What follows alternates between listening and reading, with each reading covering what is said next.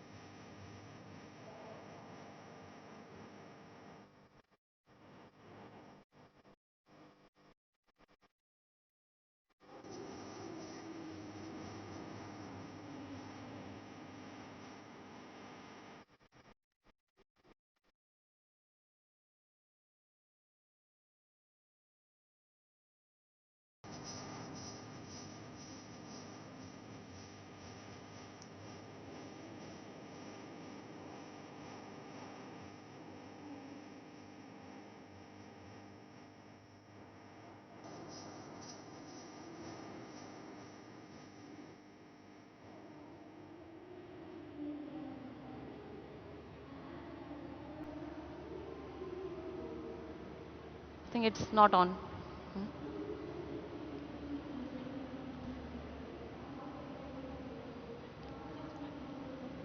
Good afternoon, everyone.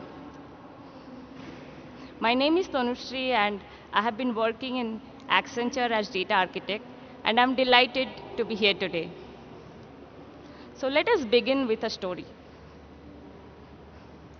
In recent years, we have been witnessing a surge in the data breach incidents that compromised the personal data of millions of individuals. One such incident happened in Twitter, a platform which connected billions of individuals worldwide. In 2022, an attack happened which exposed the data of 5.4 million users. And just after a few months, another such attack happened, which exposed the data of 400 million users. These incidents raise a critical concern: the vulnerability of our digital infrastructure. In this modern era, when data has become a valuable asset, we can call it the new currency. So the organizations are looking for a data platform which is secured and robust. And to combat the threats, we can actually focus on the data architecture principles, the data governance, and security measures so that we can build an efficient and secure data platform. In next few minutes, we will discuss what is modern data platform, its usage and capabilities. We will also discuss the basic building blocks of modern data platform. Then we will deep dive into the architecture principles and the role of data governance and security. And then, finally, how can we measure the efficiency and usage of the data platform? So what is modern data platform? It's a comprehensive and integrated framework which allows organizations to effectively manage, process, and derive insights from the vast amount of data they have effectively. Now, what are the key differences that modern data platforms have from the traditional architectures? We can point out three key differences. First, the real-time data processing capability. Nowadays, we are dealing with a lot of data that is coming from IoT sensors, the machines attached to the plants. And these data needs the real-time processing as well as decision-making based on the analysis. And that's why the real-time data processing capability has become very important. Then comes the integration of unstructured data, that is the images coming from the industrial cameras, and the semi-structured data, that is the JSON files. Now, these data, they are growing 3x faster than the structured data. And that's why we need the capability to process this data well, so that we can derive insights from them. Then comes the scalability part, which helps us to handle the huge volume of data. Earlier, we were dealing with a few GBs of data, but now we are dealing with data in petabyte scale. So scalability helps us to process the data without impacting its performance.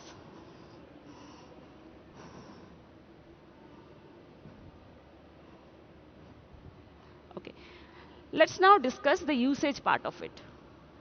So traditionally, we have been using data warehouses mostly for analytical decision making. That is, we were analyzing the historical data, finding patterns, trends, and making analytical decisions. Nowadays, we are seeing that we are using the data platform applications for making day-to-day decisions, that is for operational efficiency.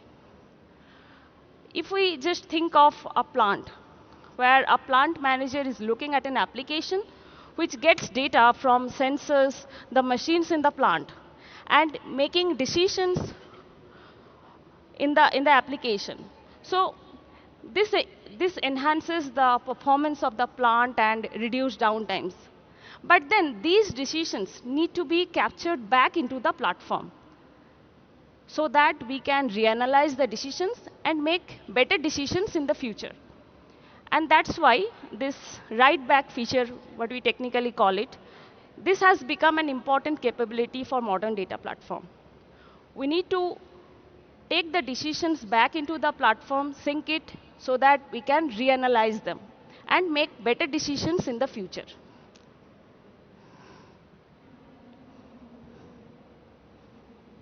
Okay. Now we will discuss the basic building blocks of modern data platform. So this is the architecture diagram of a modern data platform, a simple diagram with all the 4 key components. So here, the first one is data ingestion, where we ingest data from connecting different sources, and we collect data from different sources. Here, the challenge we are facing these days is we are now working with 100+ source systems, and most of them are API, different type of connectors we are using. And that's why it is recommended to have a dedicated data ingestion team who will manage the architecture, the connectivity, the total ingestion process. Then comes the storage part of it, where we will store the data. Once we get the data, we will store it. But here also, we are having different tools, cloud-native tools, which are great, like Synapse, Redshift, Palantir Foundry, Snowflake, Databricks, and many more.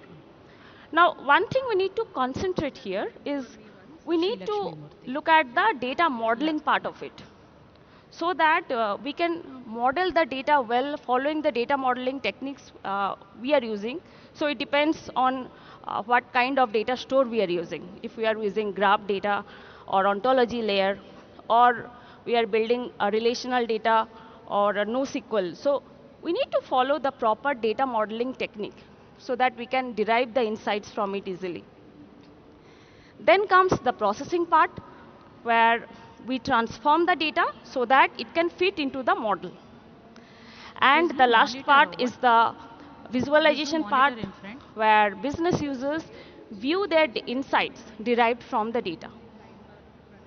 Oh, so there I can't see the slides change in front. Let's now discuss the architecture principles that there. we should Okay, follow okay. while building and Okay. maintaining the data platform. That I didn't see. Okay.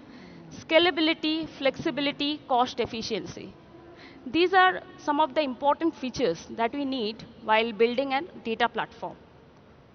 And we have great support from the cloud native tools where these features are readily available. Then comes the data governance framework.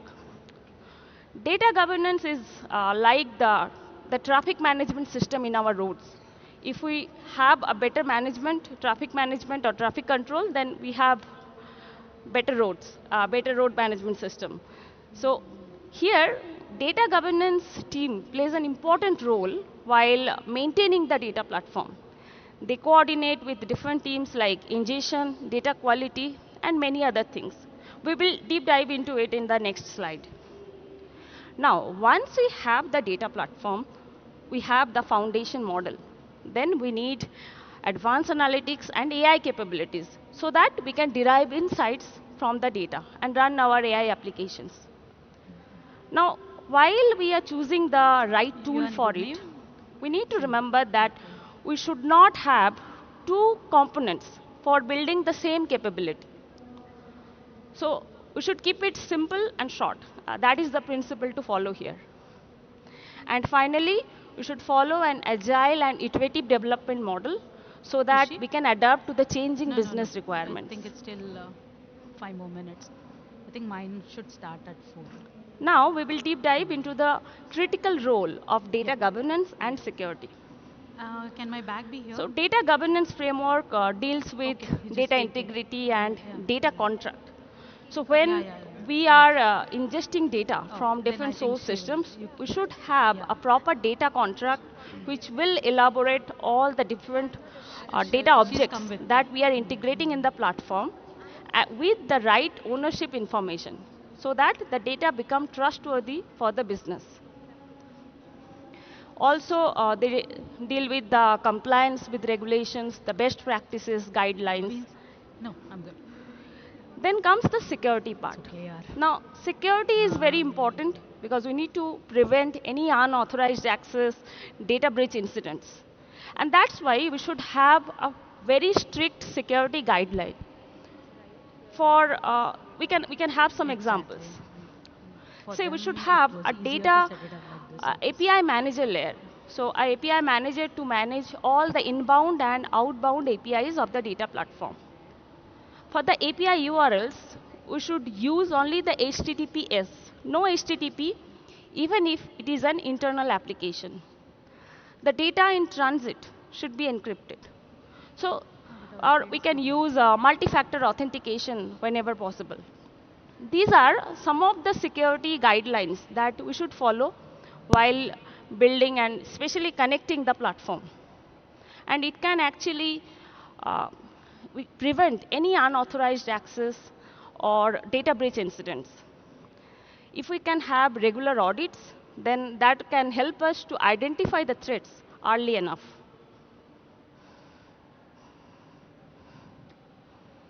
Now, once we have built the data platform, how do we measure the efficiency and usage of the platform? For the performance metric, we can have some KPIs like throughput, latencies. For the usage part of it, we can have consider the user feedback, that is key, and then the user adoption rate, that is how many users are actually using the application. Then comes the business impact part of it for the data platform or the applications built on the data platform. So we can have some metric like cost saving. For example, if we are thinking of, say, energy consumption use case, where we can calculate the energy we have saved using the application, using the data in the data platform. So it's a direct impact to the business. Or we can also compare the scrap reduction, and we can compare it with the previous year's numbers. So these numbers show a direct impact on the business that data platform applications are making. Finally, to conclude, modern data platforms are essential for the organizations looking to harness the power of data. As we discussed, the architecture principles, the data governance framework, security measures, they all play a very vital role while building and maintaining the platform. So I, so I would request you to consider the architecture principles while you are developing the data strategies to build the modern data platform and fulfill the business goals. Thank you.